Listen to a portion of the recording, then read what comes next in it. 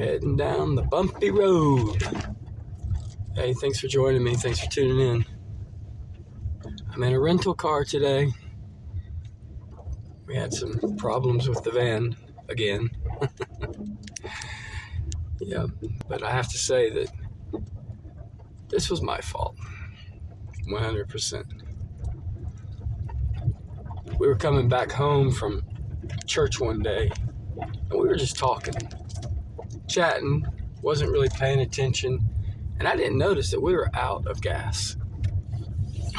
Well, we drove up our dirt road, the one I'm on now, all the way almost to the top. There's this really curve we call the bad curve because it's kind of a bad curve. And we ran out of gas right there. And I had to coast backwards all the way down the mountain because there was nowhere to just park in the middle of the dirt road. So we rolled all the way back. And then we were down there the van was down there for hours, many hours. And me and the boys were down there for a while. And we had like 5 neighbors pass. And only one stopped and asked us what was up. The rest of them kind of just looked the other way and maybe wave real quick and just take off. No, they didn't ask if we needed help. It's amazing. But anyway, I called my next door neighbor and he was getting AAA to bring me some gas. And they never showed up, and he and I kept in contact, and I don't know what happened really, but they never gave me gas. The only person that really stopped and said anything to us was and one of our neighbors lives like 3-4 houses down. But at that time, he asked us, and we said that AAA was on the way with some gas. So they left. That was our only hope. Finally, I called my next door neighbor, and he took me to get gas. I put it in my gas can, came back, and put it in the van. It started right up.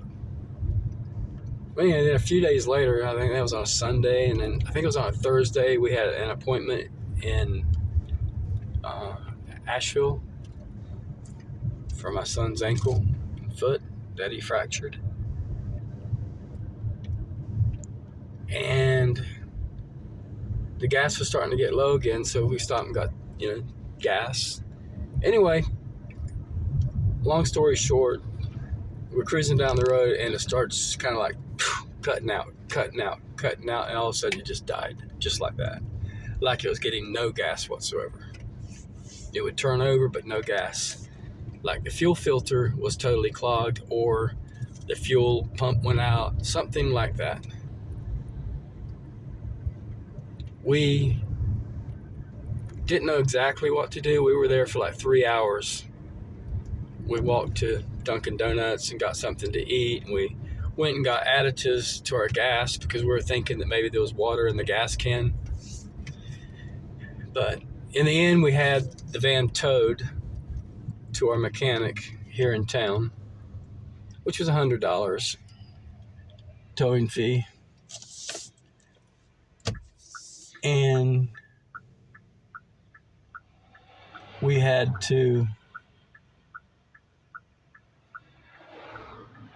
going to rent a car because we're right next to the airport. No one had a car available. They said for some weird reason, all of the rental cars were rented. We couldn't rent a car. We only have one rental place here in town. It's Enterprise. And they were definitely sold out, and Budget was sold out. So then we said, well, maybe an Uber. We found an Uber. And I think it was basically around $27 to take us home. And no, it was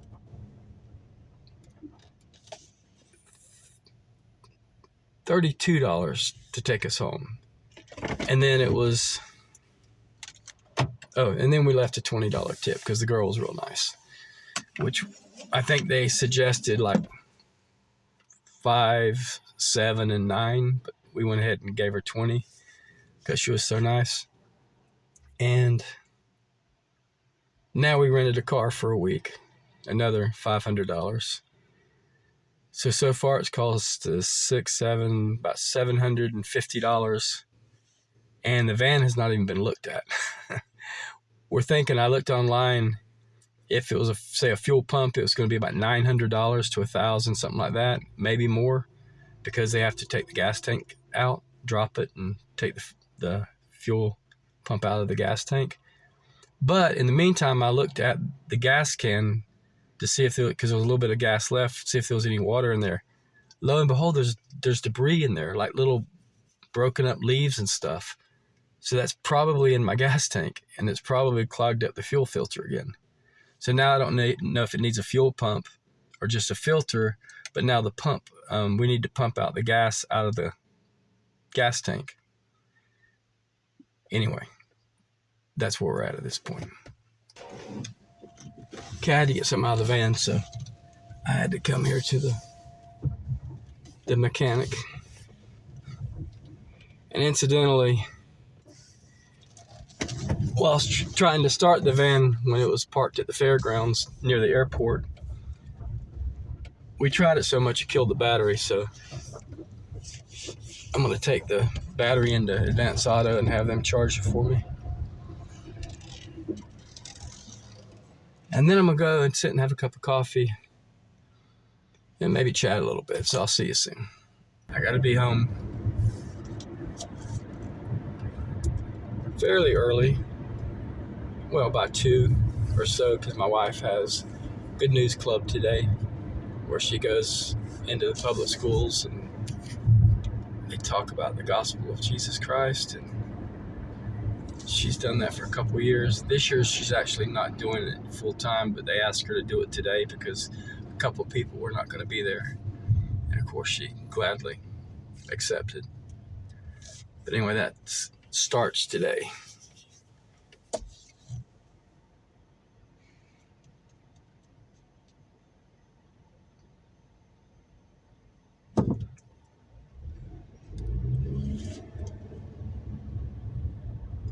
There's a defunct Dollar General over there. I don't know what's going to go in there, but they closed a few months back. And then, of course, there's another one up the road just a couple miles. So they kind of competed with one another.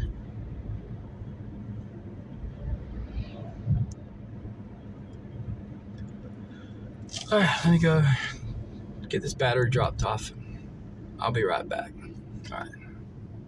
Okay, so I dropped my battery off. They said it would be tomorrow morning because I told them I wasn't in any hurry for it. They said it'd be ready at 7 in the morning. And went and got myself some coffee. I don't have my collagen with me because it's in the van, which is at the shop, which I just went to, but I forgot my collagen. But I was actually only going there for these battery terminal things, and I got those.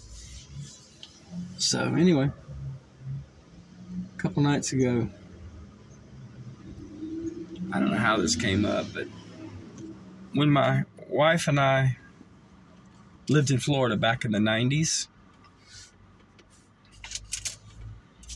our first apartment when we got married, we very first got married, was an old, like a 2-story apartment, and we lived on the 2nd floor. And 1 block away, literally, because we were on the corner of 1 block, and then there was a block, and then there was a convenience store. And we would go there a lot. Sometimes we'd walk, but we'd just usually drive. And we would get ice cream sandwiches. Sometimes we'd ride around. Sometimes we would just come back home. And on this night, we decided to go get ice cream sandwiches. And it was at night, clear night. It wasn't cold or anything like that. It's just a typical Florida night. And there's like a hair and it's on my nose. It's making my nose itch. I don't know where it's coming from. It's driving me crazy. Anyway, we went and got our ice cream sandwiches. Now, before I tell you the story, I'm not making any claims. I never do. When like something weird has happened to me in my life, I don't sit there and say, oh, it was Bigfoot, or it was a ghost, or it was a UFO, or if it was some kind of a weird phenomena. I don't make any claims at all. I just put it out there as it happened, and the viewer, you can take it in any direction you want to take it and think whatever you want to think. But what I'm telling you is 100% the absolute truth. So anyway, we went and got our ice cream sandwiches, and we were coming back home. And remember, it's a clear night. When we were coming down the road, we were still on the other block, but you could see our apartment. And up near our living room window, there was a tree next to this side of our apartment. There was a round, glowing, kind of orangey, yellowish light. Like, it wasn't a light bulb or anything like that. It was just an orb. And it was just solid, but it was like a glowing, kind of orangey yellow light. And we got closer to it, and it disappeared. It was gone. So we went ahead and went to our driveway. We started to turn in to our drive, and then we just kind of hesitated and had to go straight because we stopped for a while and looked. We couldn't believe it. There was an old, we did research on it, and it looked like a 1930s, late 1930s sedan, black, one of those with the headlights up above the body, like up kind of the grill. It had a grill and then had the headlights up here, and it was kind of a rounded black sedan in immaculate condition. You could see it. Now, mind you, we just went to the store and bought ice cream sandwiches. I mean, it was probably 5 minutes or less, and we came back. It was sitting there, backed in to our spot where we park.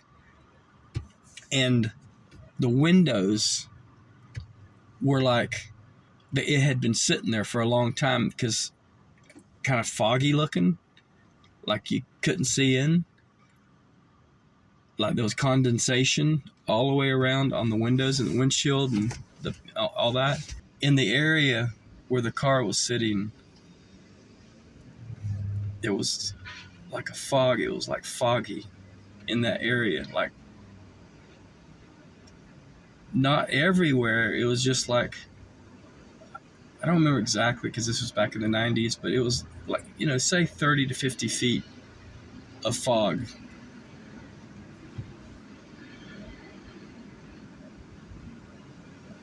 I don't know. That could be where the condensation was coming from. I don't know. But I mean, it wasn't there 5 minutes earlier. None of this was. And my wife remembers. Now, this is something I don't remember because we were just talking about the other night with our kids. She said that she remembered on the dirt driveway where we parked. It wasn't a driveway. It was just like a parking area. There was a hedge that went from each side, like around the property. But there wasn't when we lived there. But she said she remembers that night there was a hedge there. So we drove around the block and we were talking about it. We drove around one block and we were talking about it. And when we got back, probably 3 minutes later, maybe, because it was just a block, and it was gone. Anyway, I don't know what this was all about, but that's exactly what happened. And like I said, I don't make any claims about anything, except that it was very confusing. At the time, it was very scary and unsettling. And there were other things that happened to that apartment, which I won't go into now. Maybe I'll save that for another day, because it's kind of like a little different. Anyway, I'm going to drink my coffee, maybe watch some YouTube videos. I appreciate you guys joining me, as always. And gosh, there's a hair. I swear there's a hair somewhere. And it's like tickling my nose. It's driving me crazy. Anyway, God bless you guys. God loves you. And read the 91st Psalm your safety, for your family's safety, your friends' safety, and put yourself in the 91st Psalm. That, he protects you. He sends his angels to watch over you and your family. Okay, thanks, guys. Appreciate you. Take care. See you soon.